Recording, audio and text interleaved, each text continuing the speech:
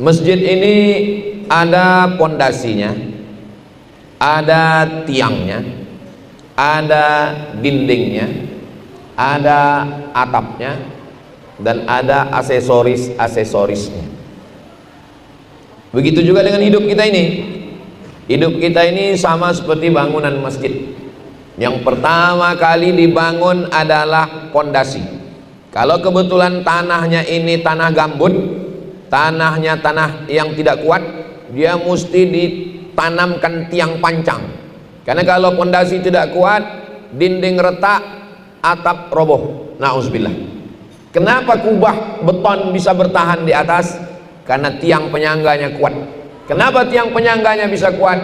Karena ada pondasi yang sangat kuat. Maka pondasi yang kuat bagi seorang muslim adalah dalam Islam disebut dengan aqidah. Disebut juga namanya lain adalah tauhid. Disebut juga dengan al-fiqhul akbar. Disebut juga dengan ilmul kalam. Disebut juga dengan ma'rifatullah, mengenal Allah subhanahu wa ta'ala. Inilah dasar yang paling utama. Kenapa dia disebut dengan tauhid? Karena dasar agama kita wahada yuwahidu tauhidan la ilaha illallah. Jangan sampai mempertuhankan selain daripada Allah subhanahu wa ta'ala. Kenapa dia disebut dengan aqidah? Aqidah adalah dua tali yang diikat. Maka ada namanya akad jual beli. Akad jual beli antara pembeli dengan penjual. Saya jual barang ini sekilo 10.000 tunai, saya beli. Saya nikahkan anak saya dengan kamu dengan mahar sebentuk cincin emas. Namanya akad. Karena ada pembeli, ada penjual, ada wali, ada laki-laki mempelai, maka disebut dengan akad. Kita juga dengan Allah itu disebut dengan aqidah. Kita berjanji di hadapan Allah, asyhadu an la ilaha illallah wa asyhadu anna muhammadan rasulullah. Kenapa dia disebut dengan ilmul kalam? Karena ulama waktu membahasnya al-kalamu fi kada, al-kalamu fi kada, al-kalamu fi kada, maka disebut dia dengan ilmul kalam. Kenapa disebut dia dengan al-fiqhul akbar? Karena ada al-fiqhul asghar, fikih kecil, mengkaji masalah air suci mensucikan, mengkaji masalah rukun syarat wajib sunat, itu namanya fiqhul asghar. Sedangkan fikih yang besar adalah al-fiqhul akbar, itu menurut Imam Hanafi, Imam Abu Hanifah.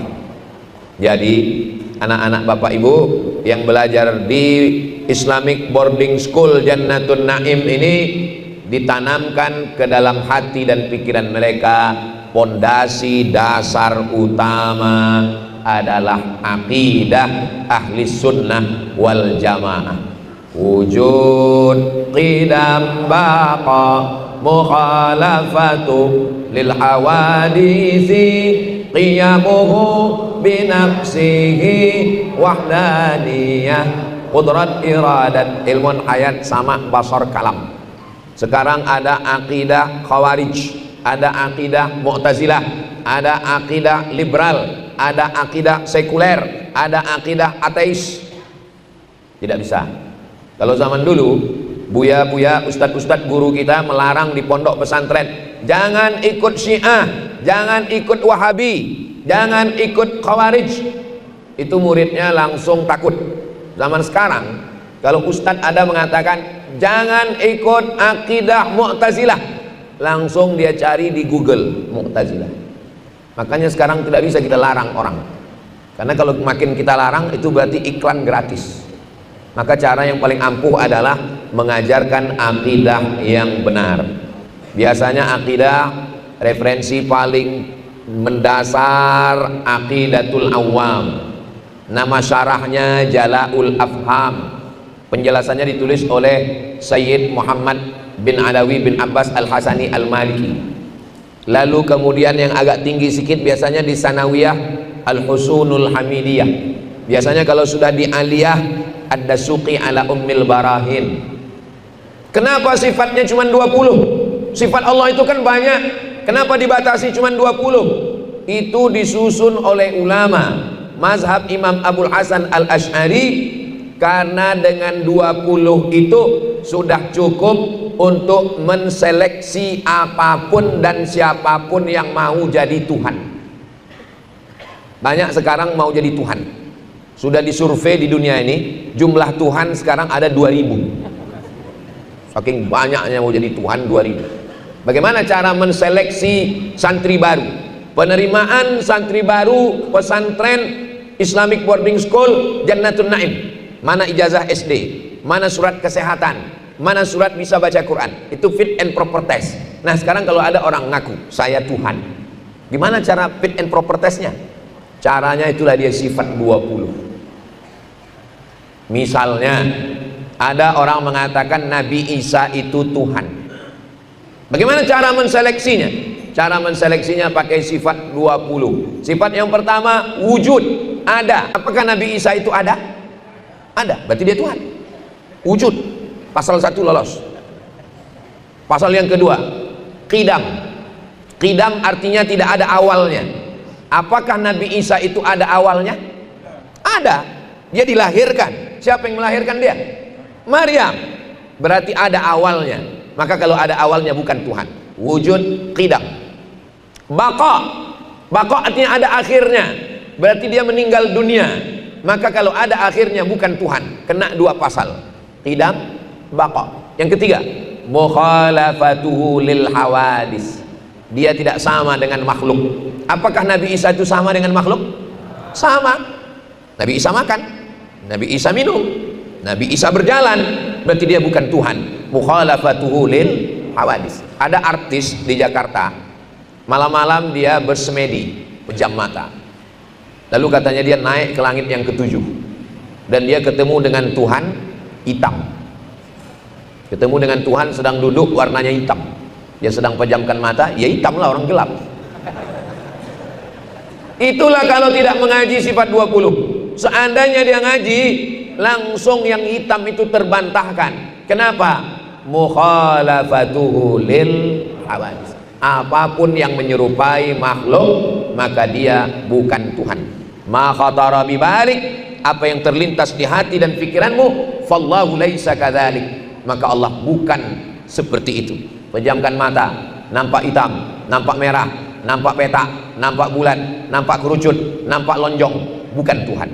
Mana tahu nanti sedang berzikir, afdhalul dzikri fa'lam annahu la ilaha illallah, la ilaha illallah. Tiba-tiba datang berbisik, hai santri Jannatun Naim, akulah Tuhan. Langsung ngomong sama dia, diam kau setan. Kenapa? Karena tauhidnya benar. Kalau tauhidnya benar, dia bisa menseleksi apapun siapapun yang mengaku sebagai Tuhan. Maka ngaji yang benar. Insya Allah anak-anak bapak ibu semua yang belajar di Jannatun Naim ini, walaupun ijazahnya SMP, walaupun ijazahnya SMA, tapi insya Allah dia belajar tahfiz Quran, dia belajar akidah, dan akidahnya benar, sehingga nanti kalau dia kuliah, dia jadi tentara, dia jadi polisi, dia jadi hakim, dia jadi bupati, jadi gubernur Lampung. Jadi bunyi aminnya nggak yakin. Amin ya rabbal alamin. Insya Allah tauhidnya benar. Katanya kamu mau jadi gubernur ya? Iya. Mau daftar ke KPU? Betul. Mau menang tanpa modal? Mau. Nanti saya bawakan dukun. Dia tidak akan percaya, karena dia sudah diajarkan bahwa alam semesta diatur oleh Allah subhanahu wa ta'ala. Innama amruhu idza arada syai'an ayyakula lahu kun. Dia berusaha hanya menjemput takdirnya. Kalau memang sudah dituliskan Allah di Lauhil Mahfuz bahwa saya akan jadi gubernur, jadi bupati, jadi presiden, jadi. Adapun ikhtiar dan usaha itu menurut Ahlus Sunnah wal Jamaah adalah asbab, sebab. Ini kue ini untuk saya kan? Iya, untuk saya. Ini air ini untuk saya. Memang sudah ditetapkan Allah di Lauhil Mahfuz bahwa ini untuk saya. Tapi kalau saya tidak membuka tutupnya, kalau saya tidak berusaha mengambilnya, apakah mungkin kue itu masuk sendiri ke mulut saya? Tidak. Ini macet-macet. Ini sudah ditakdirkan Allah di Lauhil Mahfuz. bahwa mic ini macet pagi ini. Tapi saya membiarkan mic ini terus di tangan saya tanpa berusaha untuk merubahnya, itu bukan Ahlus Sunnah wal Jamaah. Itu namanya Jabriyah. Jabriyah itu berserah kepada takdir. Saya mesti berusaha untuk melawan mic mati ini, untuk menggantinya dengan mic yang baru. Ternyata mati juga.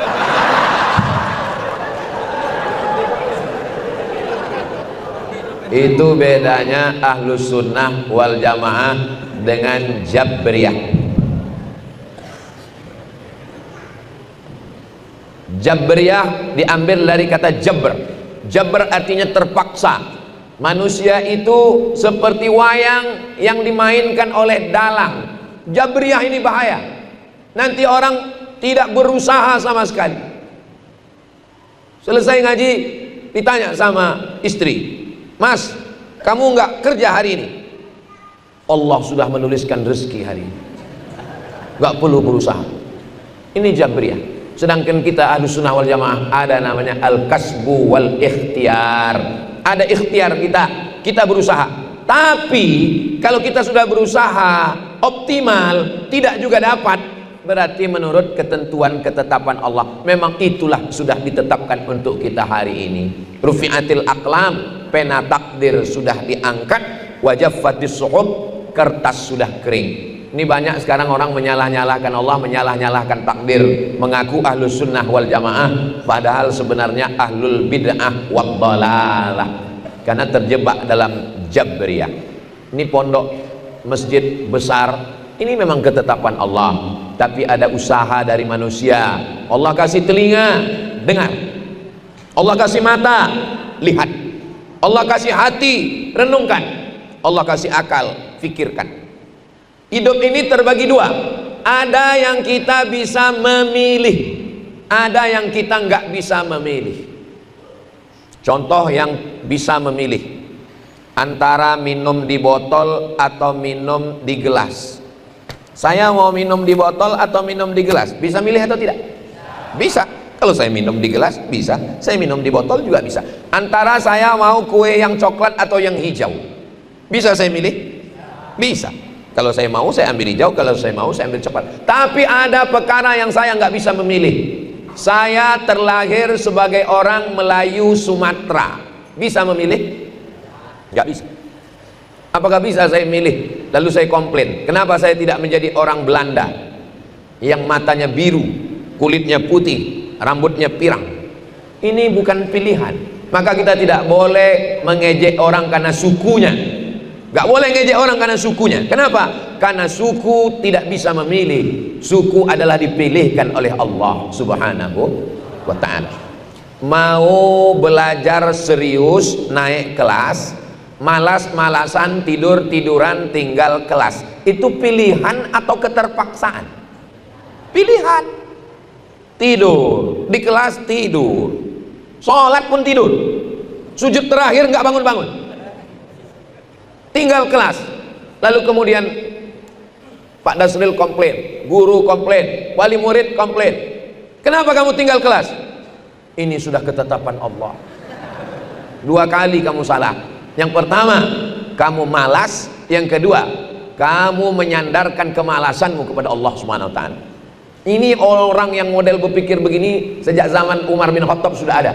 Zaman Umar bin Khattab ditangkap seorang laki-laki minum khamar. Ketika ditangkap ditanya, kenapa kamu minum khamar? Apa kata dia? Ini sudah takdir Allah. Kata Umar bin Khattab, ambil cambuk, hukum dia 2 kali lipat. Kenapa? Hukuman yang pertama karena minum khamar, hukuman yang kedua bicara takdir tanpa ilmu. Maka Syekh Muhammad Said Ramadan Al-Buti, ulama besar dari Al-Azhar, warga negara Suriah, meninggal syahid, terbunuh saat di masjid meledak. Beliau menulis kitab Al-Insan Bainal Musayyar wal Mukhayyar. Manusia itu ada saatnya dia bisa memilih dan ada saatnya dia tidak bisa memilih. Maka ketika kita tidak bisa memilih, kita serahkan semua kepada Allah. La haula wala quwata illa billah. Tapi ketika kita bisa memilih, Siapa yang buat baik, alladzina amanu wa amilus solihati ulaika ashabul jannah walladzina kafaru wa kadzabu biayatina ulaika ashabun nar. Allah memberikan kita dua jalan. Wa nafsin wa ma sawwaha fa alhamaha fujuraha wa taqwa. Ini subuh ini. Subuh ini pilihannya dua, tidur atau bangun ke masjid. Pilih. Kalau mau bangun, bangun. Kalau mau tidur, tidur. Maka kita usaha hidupkan jam waker, setel jam 4 bangun. Kalau bisa jamnya 2, satu kanan, satu kiri. Enggak juga bangun, cari jam yang bisa nendang, ninju, nyepak. Itu usaha kita, ikhtiar kita. Kalau yang membangunkan anak-anak ini guru, enggak bangun. Bangun ya nak, bangun, enggak bangun juga. Dipanggil guru yang tegas, enggak juga bangun. Datang Haji Dasril, dipawakan satu tentara kemari. Bangun, tidur, siap. Nah, itu maka anak-anak ini disiplin semuanya. Ini sekolah, boarding school, berasrama, pesantren, bahasa Arab, baca kitab, ngapal Quran, ijazah umum ada, agamanya mantap. Mudah-mudahan anak bapak ibu semua selamat dalam akidah ahli sunnah wal jamaah. Nggak bisa saya dalam ceramah 1 jam menjelaskan sifat 20. Kalau ada orang yang ngaku bisa menjelaskan sifat 20 dalam 1 jam, bahasa Arabnya mustahilun. Makanya ngaji. Aqidatul Awam, Jala'ul Afham, Al-Husunul Hamidiyah, Ad-Dasuqi ala Ummil Barahin. SMP 3 tahun, SMA 3 tahun. Selesai dari pondok ini cukup. Kalau mau melanjutkan ke Mesir silakan, mau melanjutkan ke Tarim, Hadramaut, Yaman silakan. Tapi kalau nggak mau sekolah lagi, saya mau bisnis, cukup. Saya rasa untuk belajar saya udah cukup Pak Ustadz. Untuk berikutnya saya mau magang di Begadang 3, cukup. Ngapain sekolah lama-lama ngabisin duit? Yang nggak mau sekolah nggak usah sekolah. Makanya ada jamaah ngadu ke saya, Ustadz, anak saya ini nggak mau sekolah. Bapak udah tanya dia, saya udah tanya, saya bingung. Tolonglah Ustadz nasihati dia. Oke, besok habis sholat Jumat kita jumpa di Pekanbaru, di samping Masjid Namirah. Ada rumah makan yang orang paling takut makan di situ. Nama rumah makannya Bini Patamu. Soalnya orang khawatir kalau ditanya sedang di mana, dan di Patamu berarti ada kedua. Selesai makan saya tanya. Kalau mau nanya orang setelah makan, baru yang sesudah makan. Kalau nanya itu setelah makan. Lalu saya tanya, kamu sudah tamat SMA? Iya. Mau kemana? Nah, kan Pak Ustadz nggak tahu kan dia kemana. Lalu saya kasih dia pandangan, kalau kamu mau sekolah, saya yang akan bawakan daftar kemana. Kalau ke Mesir saya bawakan ke Mesir. Kalau kamu mau ke Malaysia saya bawakan ke IIU, International Islamic University. Tapi kalau nggak mau sekolah, mau kerja, kerja di mana? Kalau mau nikah, saya yang akan menikahkan. Mau nikah? Enggak Pak Ustadz. Terus mau kemana? Sebetulnya saya mau kuliah Pak Ustadz. Kenapa nggak ngomong? Komunikasi kami tertutup sama orang tua. Mau kuliah kemana? Saya mau ngambil teknik Pak Ustadz. Oke, kalau gitu daftar. Teknik di mana? Saya mau ngambil politeknik. Daftar, masuk kuliah. Nah, jadi begitu juga dengan anak-anakku sekalian. Tentukan arah ke depan. Kita sudah diajarkan. Ini pondasi utama. Setelah pondasinya kuat, dicor, pakai besi, pakai batu gunung, sudah kokoh, barulah berdiri tiang. Nanti insya Allah panjang umur, sehat badan, kita bisa ke Masjid Nabawi. Di Masjid Nabawi ada mihrab tempat Nabi jadi imam. Di sebelah kirinya ada tiang. Di tiang itu ada tulisan As-salatu imaduddin. Salat adalah tiang agama. Nyari mantu yang sholat, nyari suami yang sholat, nyari istri yang sholat. Walaupun duitnya banyak, walaupun profesor doktor, kalau nggak sholat satu sel sama Fir'aun dan Korun. Maka di sini anak-anak sholat subuh, zuhur, asar, maghrib, isya, tahajud, witir, qobliyah, ba'diyah. Masjidnya cantik, bagus, pakai AC, kipas angin. Maka jangan sampai anak dikirim jauh ke Bandung, Bogor, Surabaya, Medan, tapi anak tidak sholat. Maka dibiasakan dari kecil terlonjak-lonjak, sudah besar terbawa-bawa, sudah tua terubah tidak. Begitu kata pepatah orang Melayu. Dari kecil terlonjak-lonjak, dibawa dia ke masjid. Dibawa, tangannya ditenteng, dibawa. Dibangunkan sholat subuh. Tidak ada orang tua yang sanggup membangunkan anak dari mulai tahajud malam sampai isya, nggak ada. Sekarang orang tua sibuk mencari makan. Maka cara yang paling bagus adalah titipkan anak-anak kita ke ustadz, ke guru yang sudah mengajar mendidik. Insya Allah sholatnya tidak akan tinggal. Selama di sini anak bapak ibu sholatnya tidak akan tinggal, malah bapaknya yang tinggal sholatnya Pak Ustadz. Ketika sholat kita sedang menyerahkan semuanya kepada Allah. Inna sholati wa nusuki wa mahyaya wa mamati lillah. Orang sholat tidak akan stres. Kenapa? Karena semua masalah hidupnya kecil, yang besar hanya Allah. Dia angkat kedua tangannya, Allahu Akbar. Orang sholat nggak gila pujian, dipuji-puji, nggak gila. Kenapa? Karena dia tahu dirinya rendah hina. Yang dipuji cuman Allah. Subhana rabbiyal a'la wa bihamdi. Orang sholat merasa dirinya kotor, makanya di antara dua sujud dia minta Rabbil firli warhamni wajburni warfa'ni warzuqni wahdini wa'afini wa'fani. Orang yang sedang sholat dia sedang ngobrol dengan Allah, dia sedang bercerita dengan Allah, dia sedang bersama dengan Rasulullah, dia sedang berhadap-hadapan dengan Nabi Muhammad SAW. At-tahiyatul mubarakatus salawatut tayyibatu lillah. Assalamu alayka ayyuhan nabiyyu wa rahmatullahi wa barakatuh. Wassalamu alayna wa ala ibadillahis salihin. Dia perbaiki lagi tasyahudnya. Asyhadu an la ilaha illallah wa asyhadu anna muhammadan. Kenapa orang sholat tidak khusyuk? Kenapa pikiran kesana kemari jalan-jalan? Karena pikiran tidak dihadirkan. Hudurul qalbi, menghadirkan pikiran dari mulai menyambut azan. Allahu Akbar, Allahu Akbar. Mulai pikiran dihadirkan. Allahu Akbar, Allahu Akbar. Makanya ketika azan jangan ngobrol. Ketika azan jangan scroll. Ketika azan matikan handphone. Siapa yang bicara ketika azan dikhawatirkan matinya su'ul khatimah. Maka semulai azan menjawab, hayya 'alas shalah. La haula wala quwwata illa billahil aliyil azim. Tutup dengan doa wasilah. Allahumma rabb hadhihi ad-da'wati at-tammah was-salatil qa'imah ati sayyidina Muhammadanil wasilata wal fadilah wasyarafa wad darajatal 'aliyata ar-rafi'ah wa ba'athu Allahumma maqaman mahmudan alladzi wa'adta innaka la tukhliful mi'ad. Ketika berwudu, saat air diambil membersihkan mulut, bersih dosa-dosa mulut. Saat air dimasukkan ke hidung, bersih dosa-dosa hidung, keluar setan-setan. Saat air membasuh muka, bersih kelopak mata.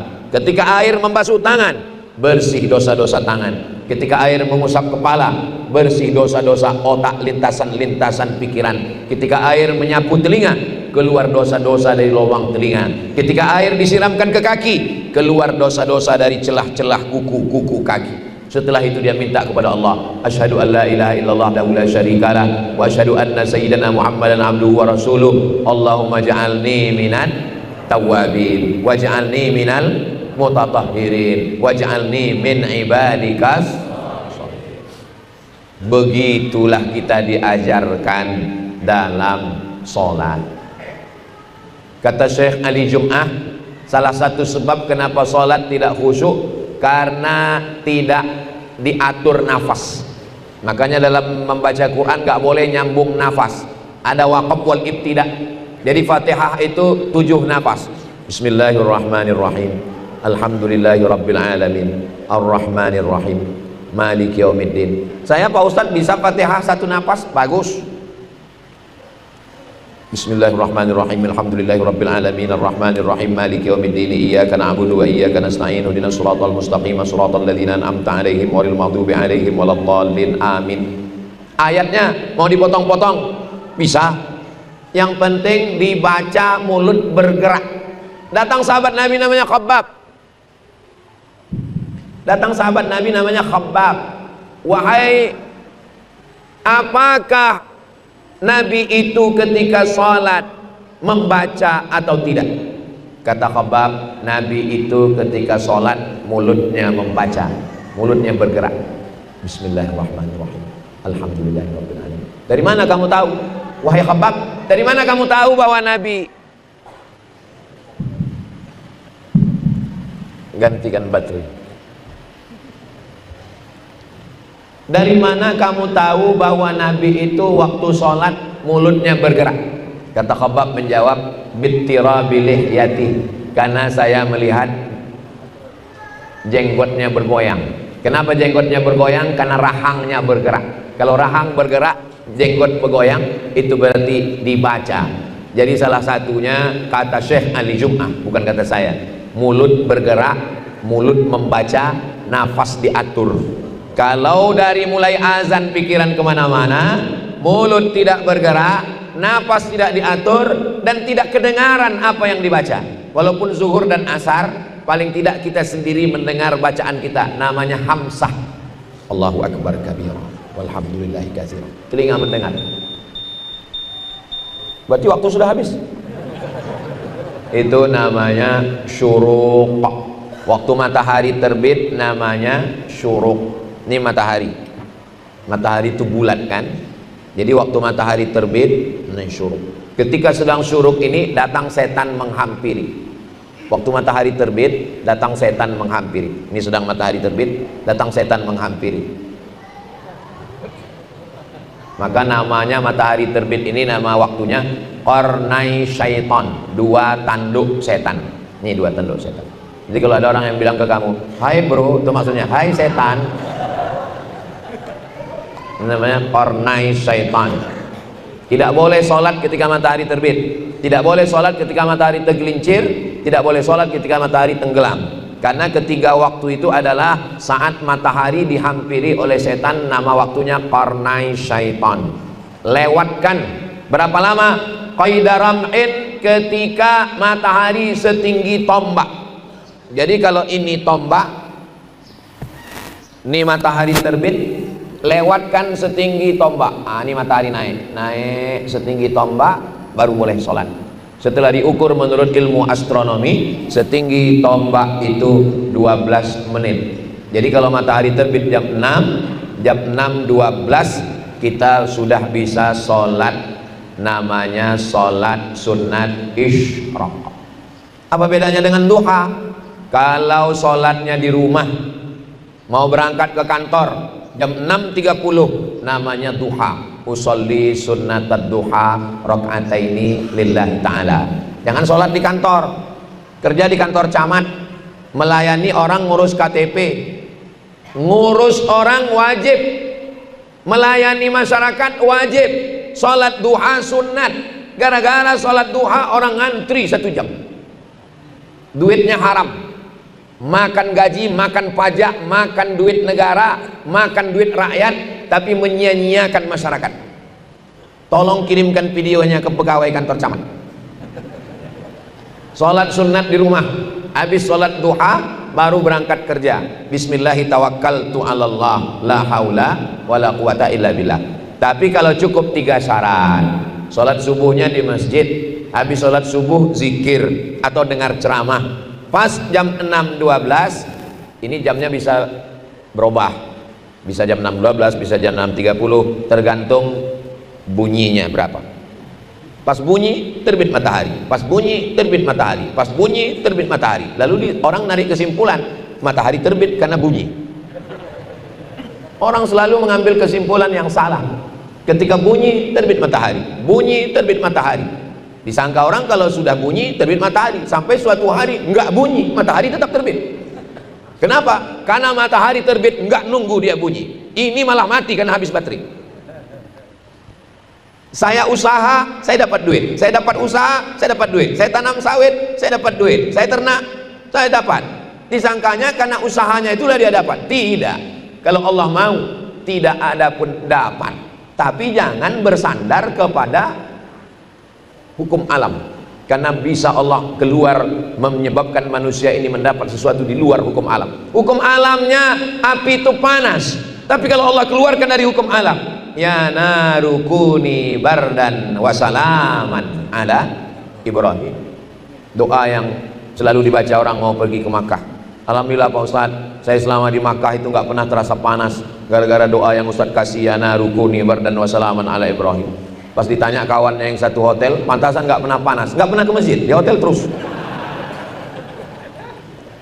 Saudara yang dimuliakan Allah Subhanahu wa taala, jangan tinggalkan sholat. Dunia ini nggak sampai kemana. Berangkat sebelum azan subuh karena takut macet di jalan. Sampai kantor sholat subuh melayang. Zuhur meeting, rapat, visi, misi. Zuhur melayang.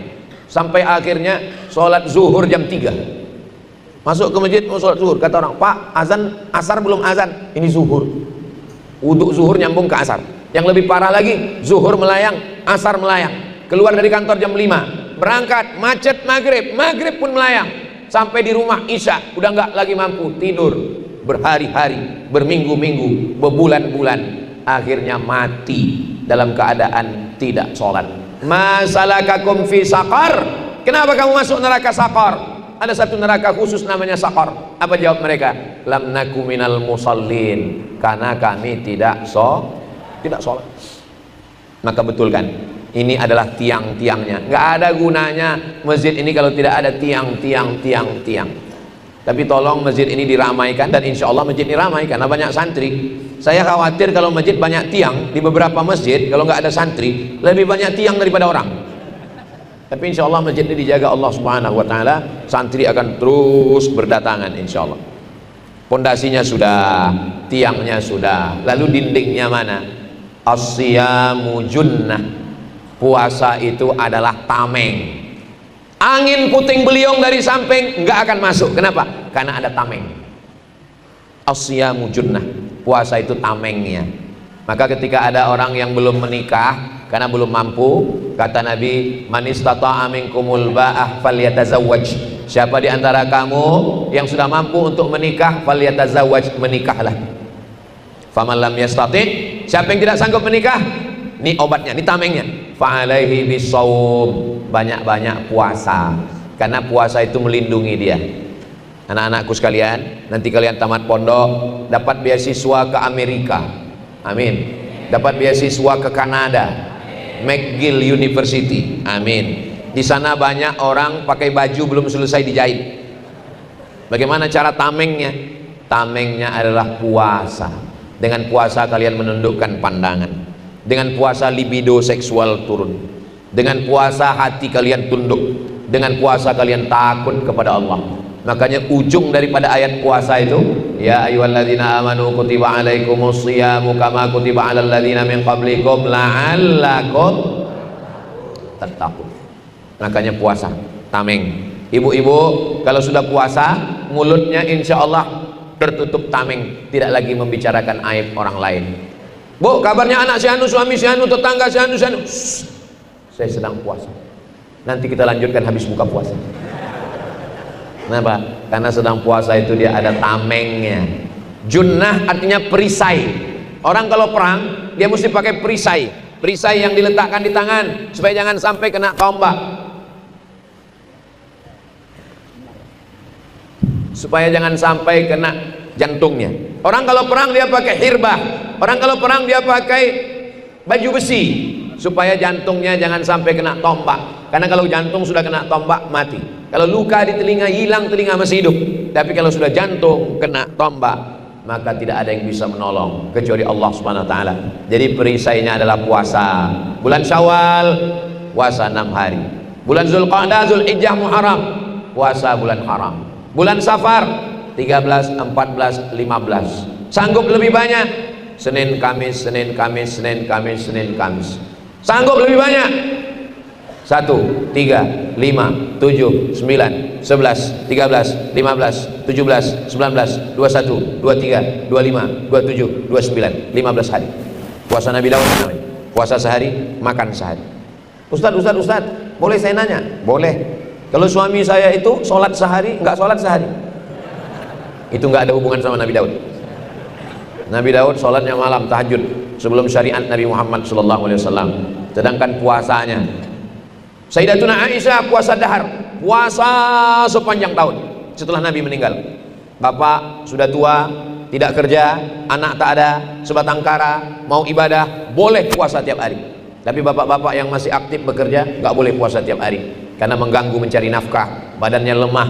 Ibu hidup sendiri, anak tak ada. Sayyidatuna Aisyah, suami meninggal, anak tak ada, dia puasa dahar, puasa sepanjang hari. Karena dengan puasa itu adalah sebagai junnah, pondasinya akidah, tiangnya sholat, dindingnya junnah, lalu atapnya khudh min amwalihim, ambil harta mereka ya Muhammad sallallahu alaihi wasallam, shadaqatan, sebagai zakat, tutahhiruhum, mensucikan mereka, wa tuzakkihim, dan membersihkan mereka, zahirnya batinnya bersih. Kenapa sampah tidak masuk? Kenapa meteor tidak masuk? Kenapa debu tidak masuk? Karena ada kubah. Kubah ini bukan dari Islam. Coba baca sejarah Nabi. Atap Masjid Nabawi pelepah korma yang disusun-susun. Atap Masjid Nabawi itu rata, bukan melengkung. Bangunan melengkung ini datang dari Romawi, karena orang Romawi menyusun batu-batu melengkung. Apa guna bangunan melengkung? Supaya nggak ada tiang di tengah, bagus. Makanya masjid pakai melengkung supaya nggak ada tiang di tengah, sop tidak putus. Begitulah Islam mengambil peradaban Barat. Jadi kalau ada orang mengatakan kalau tidak dilakukan Nabi bid'ah, berarti kubah ini bid'ah, mesti dirobohkan nih Pak Haji, karena bid'ah. Islam mengambil peradaban dari manapun selama dia baik. Ini kubah dari Bizantium. Coba tengok gereja yang dibangun oleh Konstantin, nama kotanya Konstantinopel, yang dibangunnya adalah gereja besar. Datang Muhammad Al-Fatih dirubah jadi masjid. Datang Mustafa Kemal Atatürk dirubah jadi museum. Datang Presiden Erdogan robah lagi jadi masjid sekarang. Nanti adik-adik panjang umur sehat badan mampir ke Konstantinopel yang dirubah namanya menjadi Istanbul. Nanti tengok arsitektur bangunan melengkung, dari dinding ke dinding melengkung sehingga tidak ada tiang di tengah. Islam mengambil sesuatu yang baik.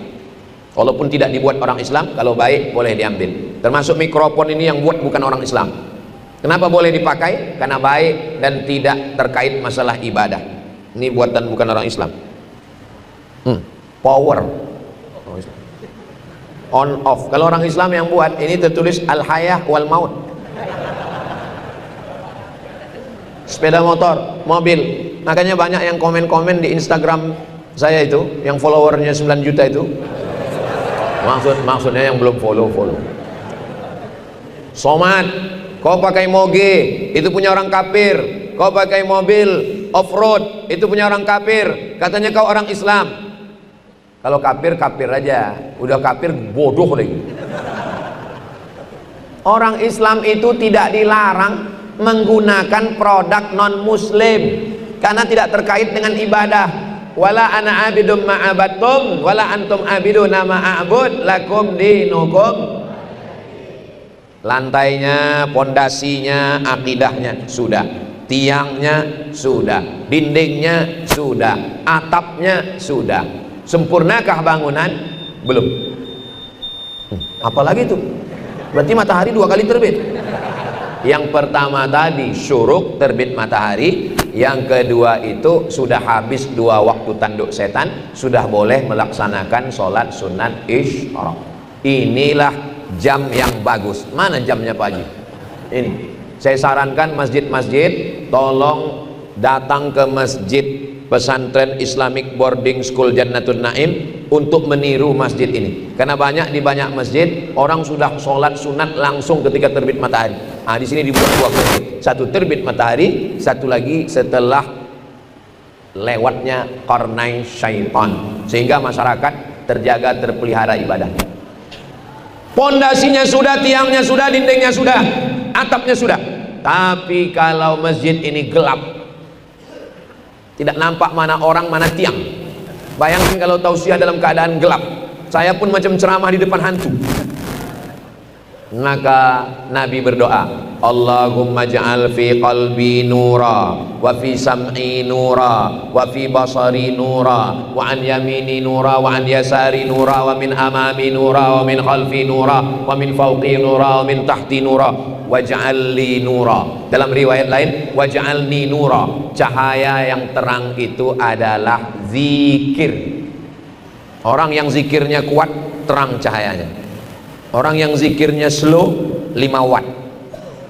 Orang yang tak berzikir sama sekali, gelap, padam, mati. Orang mati bukan orang yang dalam kubur. Orang mati bukan orang yang sakit. Orang yang mati, orang yang tidak berzikir. Ibu kalau punya suami nggak berzikir, berarti selama ini ibu tidur sama zombie. Bapak kalau punya istri nggak berzikir, berarti selama ini bapak satu rumah sama mak lampir. Masalul ladzi yadhkuru rabbahu walladzi la yadhkuru rabbahu. Perumpamaan orang yang mengingat Allah dan orang yang tidak mengingat Allah, kamatsalil hayyi wal mayyit, seperti orang hidup dan orang mati. Kapan orang hidup? Ketika dia berzikir. Terang cahaya, maka zikir. Afdalu dzikri fa'lam annahu la ilaha illallah. Makanya tadi selesai sholat kita berzikir, subhanallah, subhanallah, subhanallah, alhamdulillah, alhamdulillah, alhamdulillah, Allahu akbar, Allahu akbar, Allahu akbar. Tapi Pak Ustadz, itu orang Naksabandiyah, tarekat Naksabandiyah, zikirnya Allah, Allah, Allah, Allah, Allah, Allah. Itu ada juga dalam Quran. Coba tengok di video YouTube, ada orang mengatakan Allah bukan zikir. Siapa yang menyebut Allah berarti dia bukan berzikir. Inna fi khalqis samawati wal ard wa ikhtilafil laili wan nahar la ayatin li ulil albab alladzina yadhkuruna Allah. Itulah dalil zikir Allah. Alladzina yadhkuruna Allah, orang yang menyebut Allah qiyaman, tegak, wa qu'udan, duduk, wa ala junubihim, Allah, Allah, Allah, Allah, Allah, Allah, Allah, Allah, Allah, Allah, Allah. Tidak berbunyi, tidak bersuara, lidahnya tak bergerak, hidup di dalam kalbunya. Allah, Allah, Allah, Allah, sesuai dengan detak jantung. Ada orang berzikir pakai zikir nafas. Nafas kita ini 2, satu ditarik, satu dihembus. Satu ditarik, satu dihembus. Orang mati itu waktu menarik atau waktu mengembus? Waktu mengembus. Gak ada orang mati waktu narik, gak ada. Semua mati waktu mengembus. Maka disebut menghembuskan nafas yang terakhir. Pernah dengar berita meninggal waktu narik nafas terakhir? Gak ada. Waktu mengembuskan nafas terakhir, disitulah ruh itu keluar, dan biji mata melihat ruh itu keluar. Makanya semua orang yang mati matanya melotot menengok ruhnya keluar. Datang orang menutupkan matanya, istrinya pun takut nengok dia.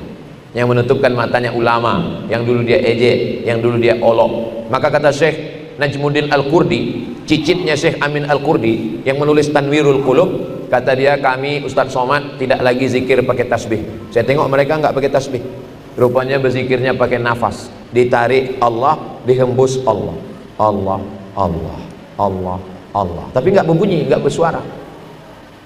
Bisa kami berzikir seperti itu Pak Ustadz? Bisa, sambil bawa motor. Jadi kalau nampak nanti ada orang yang lain sibuk ngobrol, dia diam aja. Mungkin dia sedang berzikir nafas. Mungkin juga dia sedang mikir gaji 13 belum cair. Ada bupati, ada wali kota, ada ketua DPRD, ada kapolres, ada dandim. Mereka ngobrol tentang efisiensi. Kita nggak nyambung, bingung. Ngapain kita main HP? Ya kita berzikir nafas. Berzikir nafas itu merasakan sunyi di tengah keramaian. Orang ramai hiruk pikuk ngobrol macam-macam, kita sedang merasakan sunyi bersama dengan Allah SWT, dan merasakan ramai di tengah kesunyian.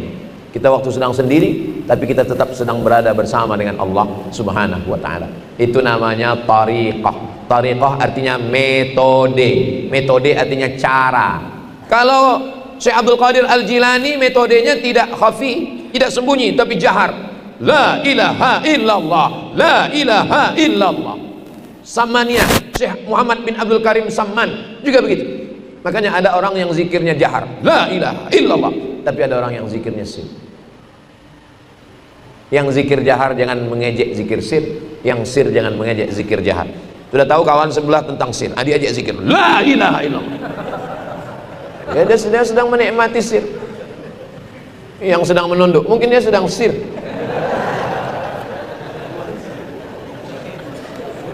alladzina yadhkurunallah. Jadi apa mungkin kita mengingat Allah 24 jam? Ya kita manusia, kadang lupa, kadang lalai. Kata orang tua-tua dulu, berzikir ini macam meniti pematang. Anak-anak ini tak tahu pematang. Anak-anak santri yang tahu arti pematang, angkat tangan. Ini sawah, ini sawah. Di tengah sawah ini kan ada tanah liat tempat jalan, itu namanya pematang. Pematang itu licin. Orang mikul padi, kadang terpeleset, begitulah berzikir itu. Macam meniti pematang. Kadang lupa, zikir lagi. Kadang lupa, naik lagi. Kadang lupa, naik lagi.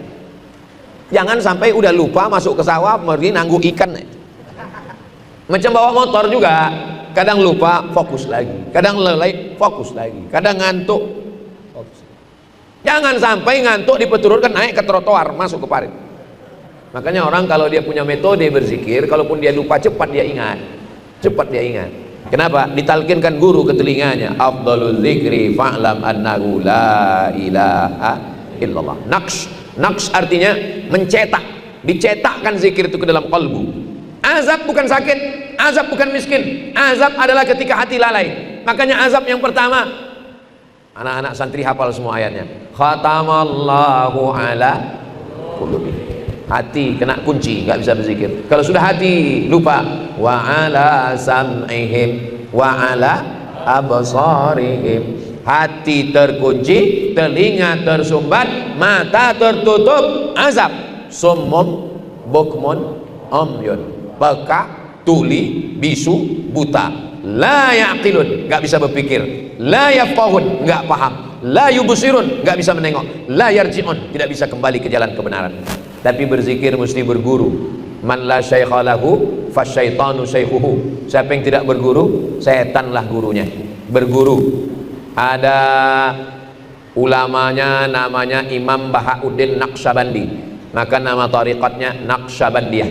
Ada nama imamnya Abdul Qadir Al-Jilani, nama tariqatnya Qadiriyah. Ada namanya Imam Abdul Hasan Asy-Syadzili, nama tariqatnya Syadziliyah. Ada namanya Imam Muhammad bin Abdul Karim Samman, nama tariqatnya Sammaniyah. Datang ulama namanya Syekh Khatib Sambas, lalu kemudian dia menggabungkan dua, antara Syekh Abdul Qadir Al-Jilani dengan Imam Bahauddin Naqsyabandi. Itulah yang kita kenal dengan tariqat Qadiriyah wan Naqsyabandiyah. Kedua-duanya ahlus sunnah wal jamaah. Syekh Abdul Qadir Al-Jilani wali Allah. Imam Nawawi mengakui kewaliannya. Kata Imam Nawawi, tidak ada wali Allah yang karamahnya paling diisbat, diakui ulama melebihi Syekh Abdul Qadir Al-Jilani. Maka disebut dia dengan Sultanul Aulia. Ketika dia sedang berzikir, tiba-tiba datang bisikan ke telinganya, hai Abdul Qadir Al-Jilani, berhentilah engkau berzikir, kau sudah kuangkat menjadi waliku, semua dosa-dosamu kuampunkan, yang sekarang, yang lalu, dan yang akan datang. Syekh Abdul Qadir Al-Jilani membaca ta'awuz dan meludah ke sebelah kiri. A'udzubillahi minasyaitonirrajim. Dia sedang mengusir setan. Kenapa? Karena bisikan itu bertentangan dengan ahlus sunnah wal jamaah. Mana tahu adik-adik nanti sedang berzikir malam, tiba-tiba datang bisikan, engkau sudah kuangkat menjadi waliku, maka semua yang halal haram bagimu, semua yang haram halal bagimu, dan semua dosamu kubersihkan. Maka baca ta'awuz, tiupkan sebelah kiri, a'udzubillahi minasyaitonirrajim, karena setan selalu datang dari sebelah kiri. Makanya membangunkan teman yang tidur itu dari kanan, jangan dari kiri. Kalau kita bangunkan dari kiri, diludahinya kita, sangkanya kita setan. Lantainya, basicnya tauhid, tiangnya sholat, dindingnya puasa, atapnya zakat, lampunya adalah zikir. Adapun aksesoris, lukisan, kaligrafi yang indah, itu adalah amalan-amalan sunnat. Jangan tinggalkan amalan sunat, karena amalan sunat ini kalau tinggal nggak indah. Kenapa masjid ini indah? Karena banyak amalan sunat-sunat, relip-relip yang cantik-cantik dan indah-indah. Sengaja saya buat ngaji ini begini biar mudah ngingatnya. Nanti begitu masuk ke masjid, lantai, dinding, pondasi, atap, kubah, cahaya, relip, ini udah dijelaskan Ustadz Somad kemarin. Yang mana yang pondasi, yang mana yang tiang, yang mana yang atap, aku lupa, nggak ingat. Karena direkam, diupload ulang, tonton di channel Ustadz Abdul Somad Official. Jangan lupa subscribe, like, share, and comment. Akhirnya sampai juga jam 6.30, kita sholat sunat isyraq 2 rakaat. Sebelum itu kita berdoa kepada Allah, mudah-mudahan Islamic Boarding School Pondok Pesantren Jannatun Naim diberkahi Allah. Mudah-mudahan anak-anak santri semuanya panjang umur, sehat badan, istiqomah. Mudah-mudahan orang tuanya juga melepaskan anak dengan hati yang tabah. Mudah-mudahan guru-guru kita, buya, alim ulama kita panjang umur supaya kita dapat berkah. Kita semuanya mati husnul khatimah, masuk surga bersama Rasulullah. Al-Fatihah.